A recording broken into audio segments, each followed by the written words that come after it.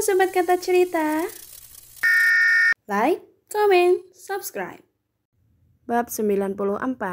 Merasa kehilangan. Aku baru mengerti cinta itu seperti apa saat aku merasa kehilangan.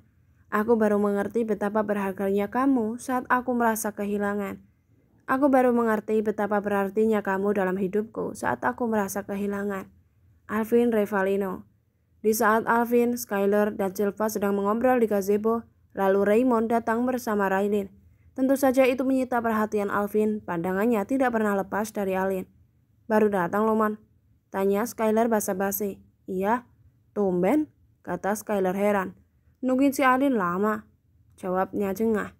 Alin hanya melempar senyuman kepada mereka. Alin kok di sini? Tanya Silva. Iya kak, Alin pengen ikut Kak Raymond ke kampus. Si Alin pengen jalan-jalan sebelum kembali ke Amerika katanya. Dek. Entah kenapa mendengar kata Amerika, hati Alvin serasa seperti ditusuk ribuan jarum. Alin pengen lihat-lihat kampusnya Kak Raymond, kata Alin. Iya, dia maksa pengen ikut. Sela Raymond dan Alin hanya menggulung senyum. Apa Alin mau lihat fakultas tatap muka juga? Tawar Silva. Apa itu? Itu jurusan Kak Silva, Alin. Iya, Alin mau, sambil keliling kampus. Kak Raymond temenin Alin ya lihat-lihat kampus, terus ke fakultasnya Kak Silva. Lanjutnya, gak mau Alin? Tolak Raymond. Udah ke fakultas kakak aja. Lanjutnya, ya, keluh Alin memanyunkan bibirnya. Udah yuk, udah mau jam masuk nih, ajak Raymond. Raymond berjalan dulu bersama Skyler dan Silva sambil mengobrol banyak. Sementara Alin masih berdiri dengan penuh kekesalan karena kakaknya tidak menuruti keinginannya padahal dia sebentar lagi mau kembali ke Amerika. Alin menatap punggung Raymond yang menjauh dan mulai melangkahkan kakinya untuk menyusul Raymond. Namun baru saja Alin melangkah, ada yang menahan tangannya. Sontak saja Alin menoleh dan ternyata itu adalah Alvin yang sedari tadi hanya duduk di gazebo dengan menyimak semua obrolan mereka tanpa merespon apapun. Alin menatap tangan yang mencekalnya dan tatapan itu beralih ke atas hingga ia mendongak dan tatapan itu berhenti tepat di mata Alvin. Alin menatap mata Alvin dalam-dalam, begitupun sebaliknya. Mau aku antar untuk keliling kampus? Tawar Alvin hati-hati. Alin tak menjawab, dia masih saja menatap Alvin. Mau nggak? Alin gak mau merepotkan siapapun kecuali Kak Raymond. Tolak Alin secara halus. Aku tidak merasa direpotkan. Kalau kamu mau, aku akan antar kamu buat keliling kampus puasnya. Tawar Alvin lagi. Alin menoleh ke belakang melihat Raymond yang sudah menjauh dan Raymond tidak menyadari bahwa Alin tidak ada di dekatnya karena dia terlalu asik mengobrol dengan Skyler. Alin tersenyum ke Alvin, tapi entah kenapa senyuman Alin membuat ketenangan di hati Alvin yang tadi serasa ditusuk jarum. Mau, jawab Alin pada akhirnya. Alvin tersenyum bahagia mendengarnya. Ayo, ajak Alvin. Alin, kamu mau ke fakultas mana dulu? Tanya Alvin. Alin mau. Gadis itu nampak berpikir. Gimana kalau ke fakultas kakak dulu? Tawar Alvin. Boleh kak? Keduanya pun berjalan menuju fakultas manajemen. Alvin dan Alin berjalan beriringan. Keduanya sama-sama canggung dan sesekali melempar pandangan lalu tersenyum canggung. Masih jauh kak? Tanya Alin. Tuh di depan.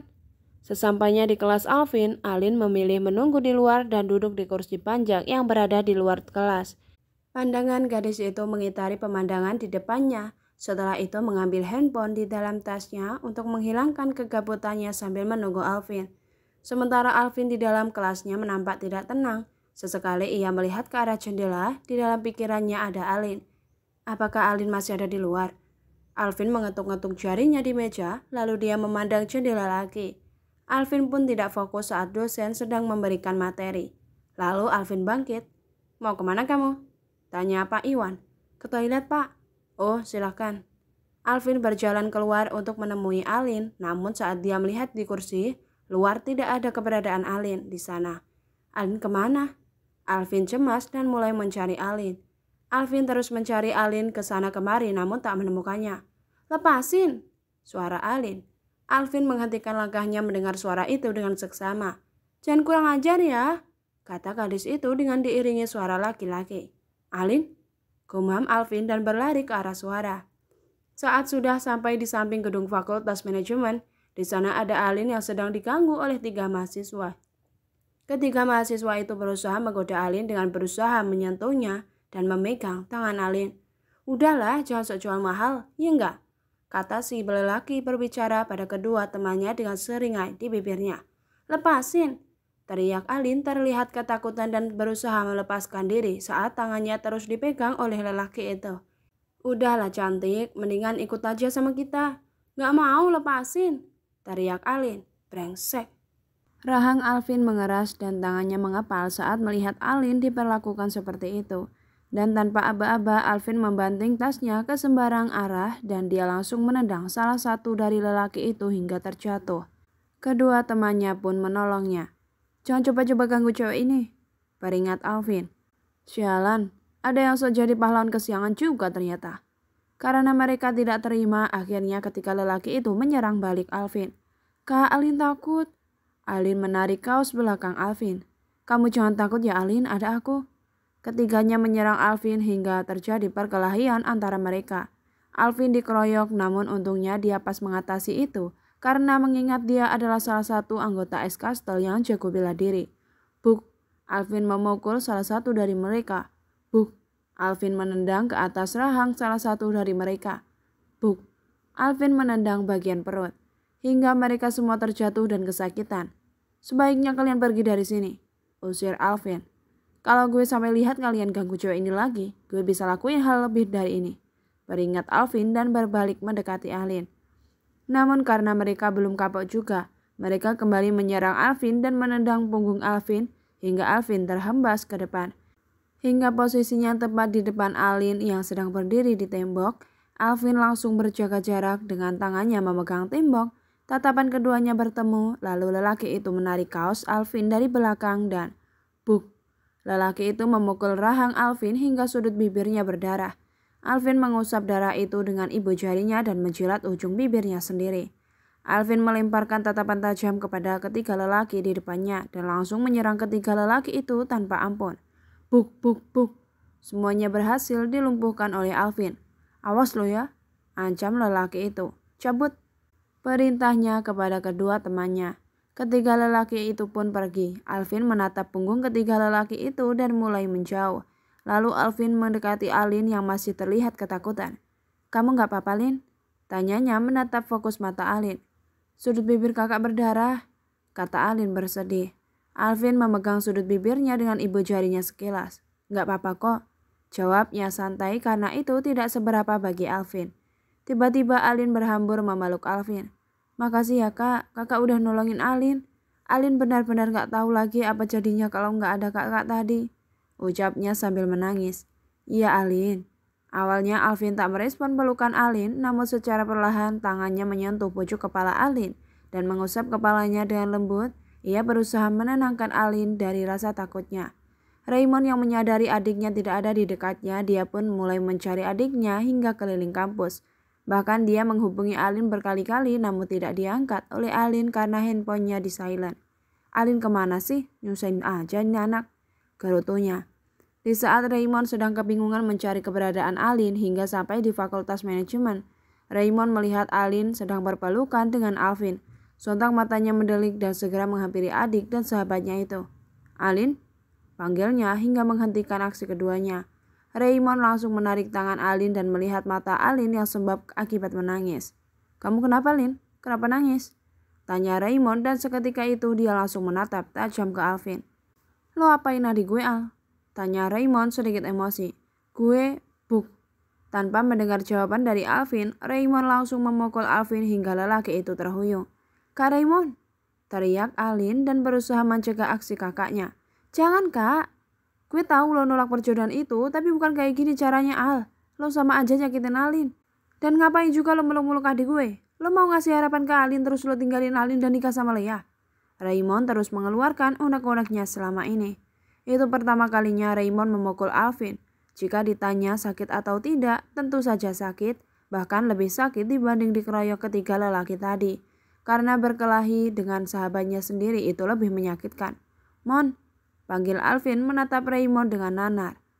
"Dan asal lo tahu ya Al, gue gak akan biarin siapapun nyakitin adik gue, sekalipun itu sahabat gue sendiri, yaitu lo." tekan Raymond di depan wajah Alvin. "Ayo Lin," ajak Raymond. "Kak, apa Lin?" Sementara Alvin diam membeku di tempatnya saat ini. Raymond menarik Alin dengan paksa menjauhi Alvin. "Sekarang kita pulang, gak usah banyak permintaan pengen jalan-jalan atau apalah," gerutu Raymond. Alin sempat menoleh ke belakang melihat ke arah Alvin yang juga melihatnya saat ini. "Masuk," perintah Raymond agar Alin masuk ke mobil. Alin mendengus kesal hingga ia memanyunkan bibirnya.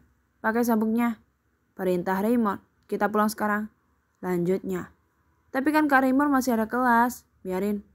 Raymond mulai melajukan mobilnya keluar kampus menuju arah pulang.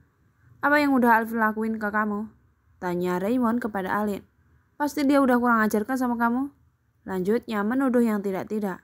"Kak Raymond," Alin menoleh menatap kakaknya dari samping. "Mulai sekarang gak usah deket-deket sama Alvin. Gak perlu pakai jalan-jalan segala," ucapnya menjurus. "Kok Kak Raymond kayak gitu?" Alin mendengus kesal kenapa kakaknya malah mengaturnya tidak jelas dan bersikap overprotective. Padahal Raymond tipe orang yang tidak neko-neko, tapi ini apa? Tentu saja hanya pada adiknya, sikapnya berubah menjadi overprotective karena Raymond sangat menyayangi adiknya. "Kakak hanya ingin yang terbaik buat kamu." "Iya, tapi kan bukan berarti ngatur-ngatur Alin buat pergi kemanapun, Kak." Raut wajah Alin berubah menjadi sedih. Nada bicaranya pun berbeda seperti mau menangis. "Iya, kakak tahu. Kakak cuma gak mau kalau kamu ketemu Alvin sama Lea. Dan itu hanya akan menyakitin kamu," alasan Raymond yang sebenarnya. "Tapi ini berlebihan, Kak. Dan soal perjodohan itu kakak gak perlu khawatir. Alin baik-baik aja. Alin gak apa-apa kok. Lagian kenapa juga Kak Raymond yang malah sibuk sendiri sampai sikapnya berubah sama Kak Alvin. Padahal Alin sendiri yang dijodohin juga biasa aja, Kak." Suara Alin parau, mewek, hampir menangis namun masih ia tahan. "Itu bohong," kata Raymond sambil fokus menyetir. Dia tahu perasaan Alin saat ini. "Kakak tahu kalau kamu sakit hati kan karena Alvin nolak kamu dan lebih memilih Lea," kata Raymond. Sontak Alin menoleh menatap dalam-dalam wajah Raymond dari samping, hingga air matanya menggenangi kelopak matanya. Alin mengedipkan matanya sangat lama hingga air matanya menetes. "Dari dulu kamu cuma dekat sama Alvin, dan sekarang pun jika kamu mau, mungkin kamu menginginkan Alvin terus di dekat kamu," kata Raymond lagi.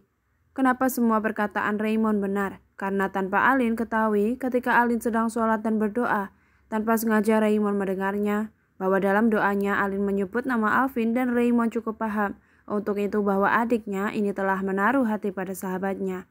Dia tidak ingin adiknya merasakan sakit hati. Daripada cinta itu lebih dalam, lebih baik ia jauhkan, itulah pikiran Raymond. "Dan kakak tahu kamu itu kayak gimana?" lanjutnya. Sontak Alin menoleh. "Maksud kakak kayak gimana, Kak?"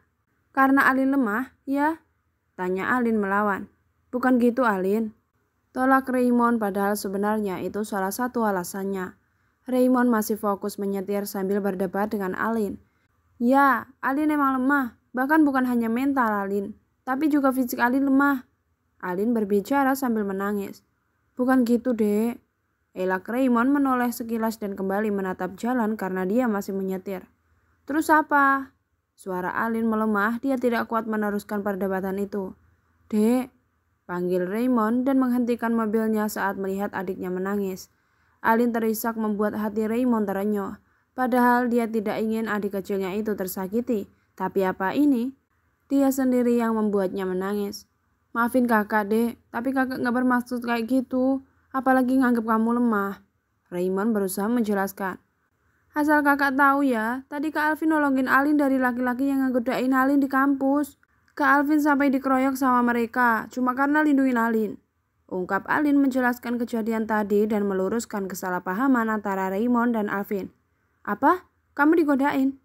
"Iya, dan Kak Alvin yang nolongin Alin. Seharusnya kakak berterima kasih sama Kak Alvin, bukan malah mukul Kak Alvin dan nuduh Kak Alvin yang enggak-enggak," omel Alin. Raymond diam membeku. Dia telah salah paham pada sahabatnya dan hatinya merasa bersalah saat ini. "Pokoknya Kak Raymond harus minta maaf sama Kak Alvin, titik," pinta Alin kekeh.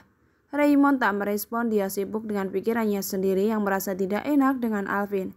Sementara itu di kampus UNC, Alvin sedang duduk di gazebo kampus, sambil sesekali mengusap pelan luka lebamnya. Desisnya sambil menyentuh pelan luka lebam di sudut bibirnya yang berdarah. Lalu datang Skylar. "Raymond mana?" Pulang. Lo kenapa, Al? Gak apa-apa. Sky meraih wajah Alvin dan ia melihat luka lebam di sudut bibir Alvin. Lo habis berantem? Ya. Sama siapa? Raymond. Berantem kenapa? Panjang ceritanya. Ya udah ceritain, kata Skylar. Gak penting. Lo nganggep gue apa, Al? Ya sahabat gue, Sky. Kalau gue ini sahabat lo, seharusnya lo cerita sama gue. Gue ini tempat keluh kesah lo, Al. Alvin menoleh ke Skylar dan dia menghela nafasnya dalam-dalam. Lalu Alvin mulai menceritakan kejadian awal saat ia mengajak Alin keliling kampus sampai terjadi aksi perkelahian dengan 3 lelaki dan Raymond memukulnya karena salah paham. Gitu Sky ceritanya. Apa ini ada kaitannya sama perjodohan itu? Tanya Sky. Mungkin. Alvin menaikkan kedua bahunya. Gue ngerti di posisi kalian. Di satu sisi, Raymond berusaha melindungi adiknya agar adiknya tidak merasakan sakitnya jatuh cinta, Al. Di sisi lain, lo nolak perjodohan itu. Gue harus gimana, Sky? Lo harus secepatnya mengambil keputusan. Usul Sky. Lo gak bisa milih 2 cewek, Al. Alvin nampak berpikir, benar yang dikatakan Skylar. Dia tidak bisa terus-terusan memilih tanpa kejelasan. 1 minggu kemudian, tepatnya malam Senin. Setelah kesalahpahaman 1 minggu yang lalu, Alvin maupun Raymond menjadi jarang berkomunikasi. Padahal Raymond tahu itu hanya salah paham, tapi dia belum menemui Alvin sampai saat ini, apalagi meminta maaf kepada Alvin. Hingga malam ini tanpa Alvin ketahui, papanya mengundang keluarga Alin untuk makan malam di rumah mereka. Seperti biasa, Alin selalu terlihat cantik dan anggun. Dengan memakai gaun berwarna sage dan rambutnya dikerai, dia juga memakai sepatu fat shoes berwarna putih. Ayo silakan dimakan. Adit mempersilahkan keluarga Alin untuk makan malam. Di mana Alvin? Tanya Niko. Ada di kamar. Gak ikut makan bareng, kata Zahra. Nanti saya panggilkan. Saat Airin hendak menuju ke kamar Alvin, secara bersamaan Alvin turun. Ia menuruni tangga sambil menatap jauh ke meja makan, hingga penghuni meja makan itu matanya tertuju ke Alvin.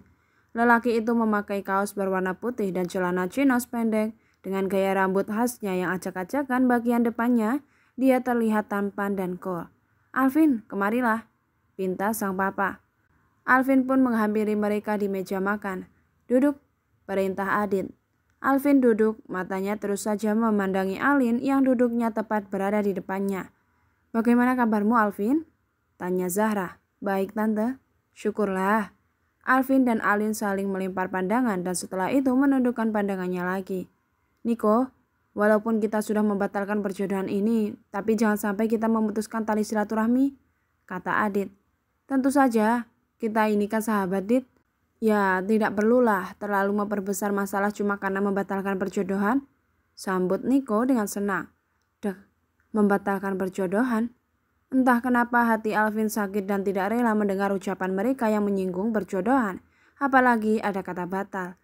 Alvin tidak kuat mendengar arah bicara mereka yang jelas-jelas secara tidak langsung menyindirnya karena penolakannya yang membuat perjodohan itu batal. Alvin bangkit. Mau kemana, Al? Tanya Airin saat melihat Alvin berdiri. Ke kamar, Mah. Lo kan belum makan malam. Iya, nanti aja, Mah. Jawabnya tapi matanya menatap Alin.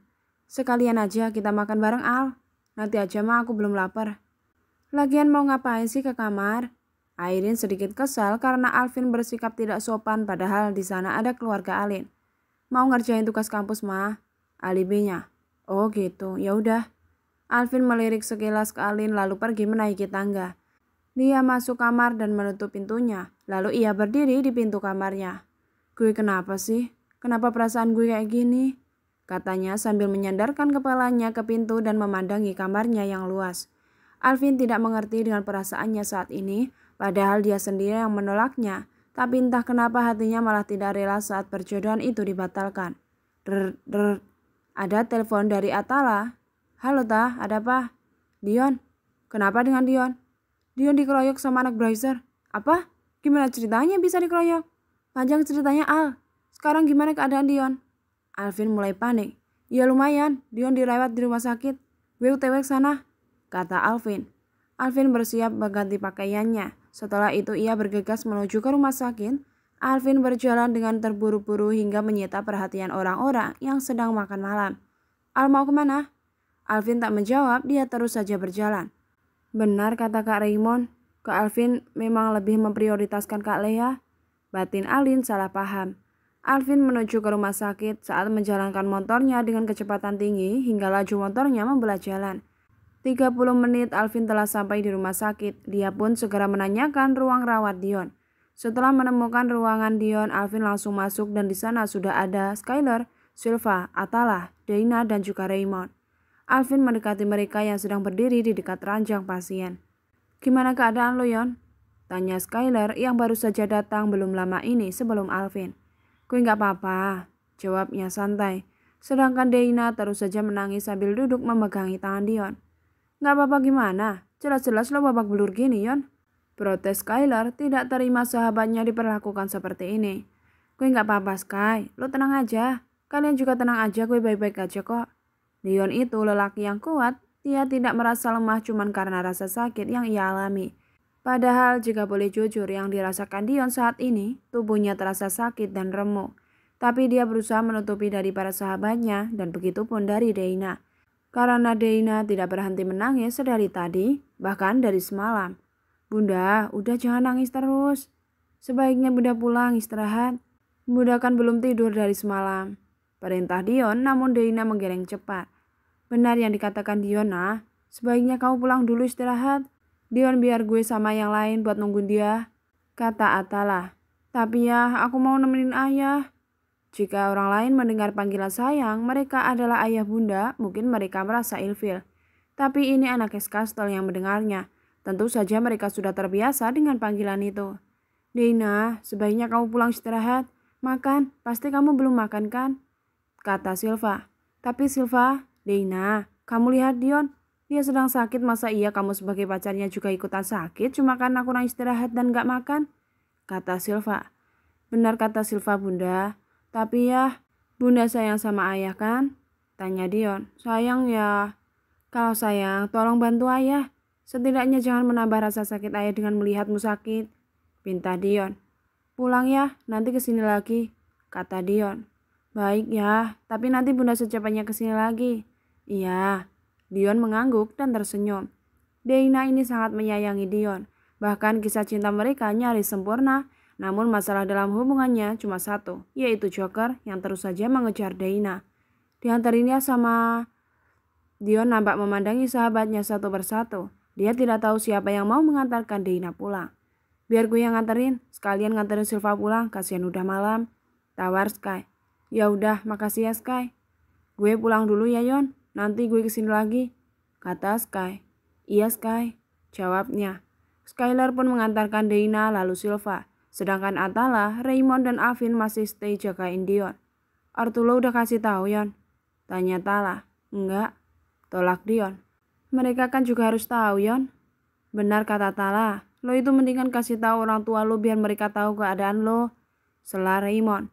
"Iya mungkin nanti." Mereka pun mulai menanyakan kronologi kejadian Dion yang dikeroyok oleh geng Brazier. "Gue habis apel dari rumah Dana, terus ada Joker dan gengnya. Joker maksa pengen ketemu Dana dan gue larang. Ya alhasil terjadilah keributan dan kita berantem. Tapi mereka malah nyerang gue banyakan. Ya gue kewalahan ngadepin mereka yang banyak. Kita harus buat perhitungan ke Joker. Gue gak terima sahabat kita dikeroyok kayak gini," kata Atala tidak terima. "Jangan gegabah," perintah Dion. Setelah mereka banyak bicara tentang pengeroyokan Dion, mereka semua duduk untuk menemani Dion malam ini. Namun ketika jam menunjukkan pukul 12 malam, Raymond pamit. "Yon, gue pulang ya. Soalnya gue gak bisa nginep nemenin lo malam ini," pamit Raymond. "Iya gak apa-apa Mon." Si baby Sky sudah tidur duluan sedari tadi dengan ciri khasnya seperti biasa, mulutnya mangap dan menggemaskan. Dengan memakai topi hitam di kepalanya, Sky bersandar di sofa sambil kepalanya yang dengklak-dengklok. Begitupun Alvin, ia sudah tidur. Namun ia terbangun saat Raymond menghampiri Dion untuk berpamitan pulang. "Raymond mau kemana?" batin Alvin yang matanya setengah mengantuk melihat Raymond. Raymond pun pulang sementara yang lain masih stay menjaga Dion. Mereka sangat solid kepada sahabat mereka. Seperti prinsip Atala, solidaritas tanpa batas. Itulah mereka.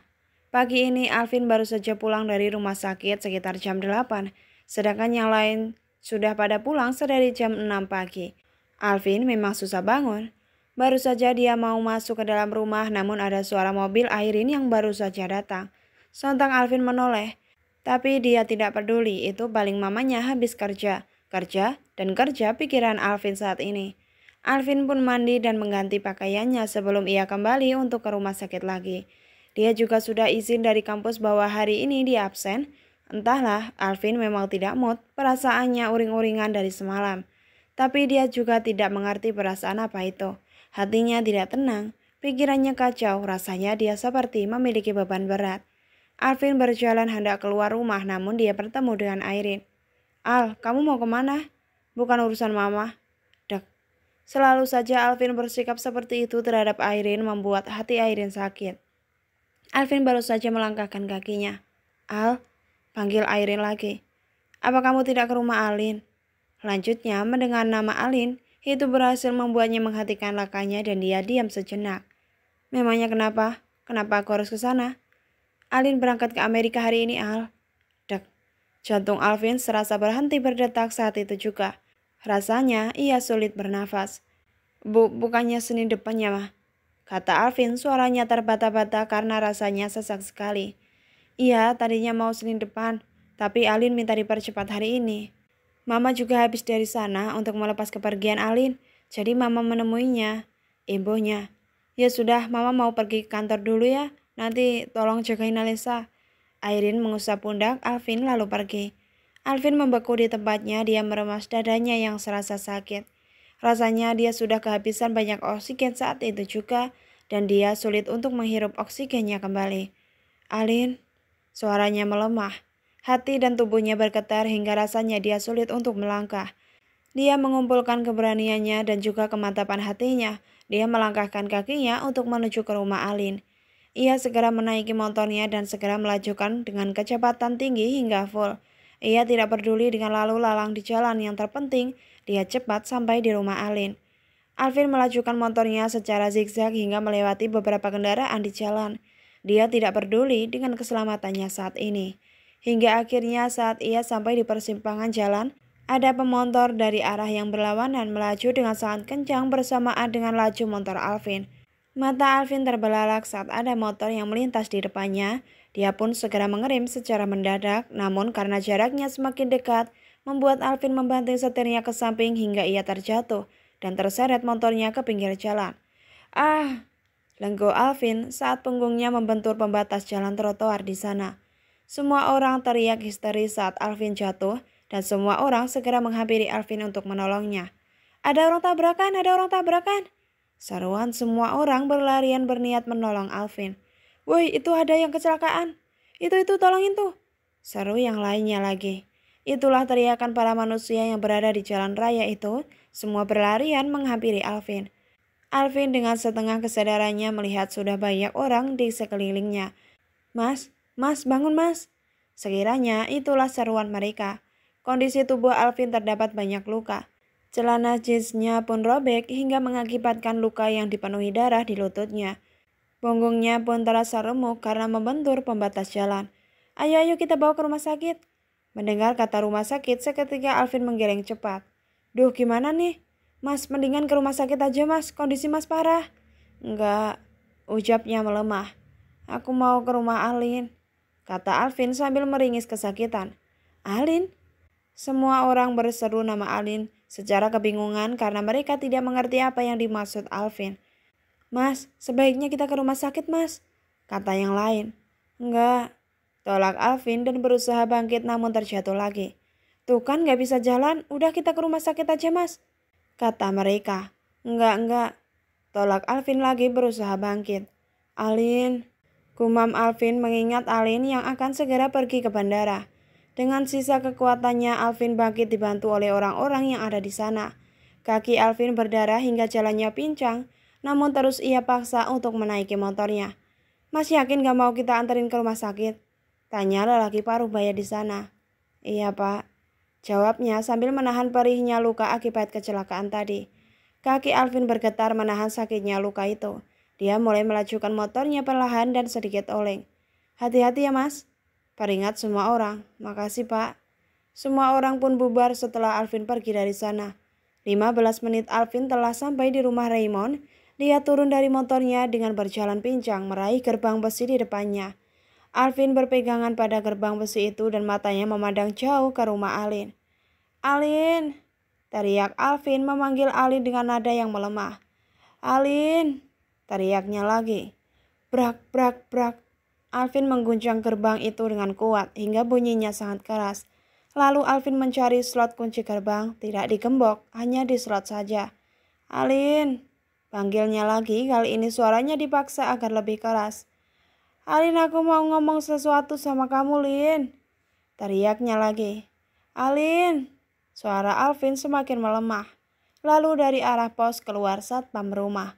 "Ada apa ini, kenapa berisik sekali?" "Pak, Tuan Al, ada apa Tuan?" "Om Niko sama Tante Zara ada nggak?" "Ya, Tuan Al telat Tuan. Mereka udah pergi dari jam 7 tadi Tuan, nganterin Non Alin ke bandara." "Dek, kenapa rasanya sesakit ini?" batin Alvin saat ini. Hatinya sakit, hancur, dadanya sesak, bercampur dengan perihnya luka kecelakaan. Rasanya tubuh Alvin semakin lemas tak berdaya. "Alin, apa sesakit ini, Lin? Nyesek banget, Lin," gumamnya. Rasanya tenaga Alvin sudah terkuras habis hingga lututnya yang luka itu terjatuh ke aspal di depan gerbang. Sakitnya semakin menusuk, namun ia membiarkan lututnya yang berdarah itu menempel di permukaan aspal. Tuan Al tidak apa-apa." Satpam itu panik. "Tuan, apa perlu saya antar ke rumah sakit? Kaki Tuan berdarah Tuan, tangan Tuan juga pada lecet," tawarnya. Namun Alvin tak menghiraukannya, dia menatap lurus ke depan dan merasakan sakitnya atas kepergian Alin. Sekarang Alvin baru merasakan bahwa dia sangat membutuhkan sosok Raylin Salsabila. Mungkin mulutnya berkata tidak, namun tanpa Alvin ketahui bahwa hatinya memiliki rasa cinta yang lebih besar untuk Alin. Rasa cinta yang tulus, rasa cinta yang tidak bisa dijelaskan oleh kata-kata, rasa cinta yang tidak bisa diukur oleh alat ukur apapun. Dan sosok peri cantik yang selama ini mendiami di hatinya, nyatanya tidak ada yang bisa menggeser posisi Raylin di lubuk hatinya yang paling dalam. Bersambung. Terima kasih sudah menonton. Sampai jumpa sobat.